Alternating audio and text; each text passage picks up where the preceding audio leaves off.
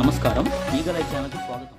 Steel plant కార్మికులు గత 5 సంవత్సరాలుగా తమ హక్కుల కోసం, డిమాండ్ల కోసం పోరాడుతున్నప్పటికీ కేంద్ర ప్రభుత్వ వైఖరి ఏమాత్రం మారలేదు. కాగా విశాఖ స్టీల్ ప్లాంట్ ప్రైవేటీకరణకు వ్యతిరేకంగా ఐద్వా అఖిల భారత ప్రజాతంత్ర మహిళా సంఘం విశాఖ జిల్లా కమిటీ ఆధ్వర్యంలో స్థానిక జీవీఎంసీ గాంధీ విగ్రహం వద్ద వినూత్న నిరసనను తెలియజేశారు.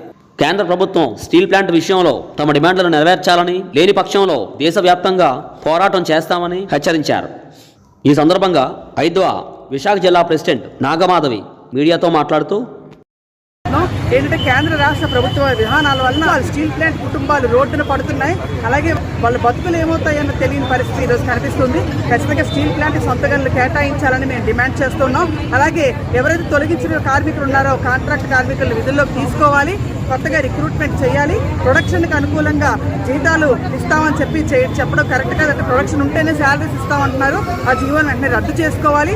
అలాగే ప్లాంట్ని ముక్కలుగా అమ్మాలని చెప్పి ఈఓఎల్ పేరుతో కూడా టెండర్లు పిలిచి రకరకాల అంటే ఒకేసారి స్టీల్ ప్లాంట్ అమ్మితే కాంట్రాక్ట్ కార్మికులు పోరాటాలు చేస్తున్నారు కాబట్టి దాన్ని ముక్కలుగా చేసి అమ్మాలనుకుంటున్నారు. దీన్ని కూడా మేము తీవ్రంగా వ్యతిరేకిస్తున్నాం. ఇప్పటికే 5 సంవత్సరాలు బట్టి పోరాటాలు జరుగుతున్నాయి. రాబోయే కాలంలో కూడా ఇప్పుడు విశాఖ ఉక్కు ఆంధ్రుల హక్కు కాదు, విశాఖ ఉక్కు ఇండియన్స్ హక్కు అని చెప్పి ఒక కొత్త నినాదం కూడా వచ్చింది.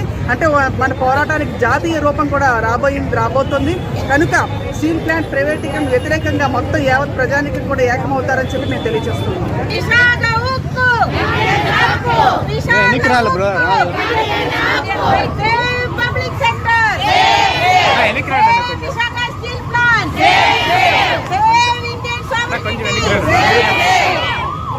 కొంచెం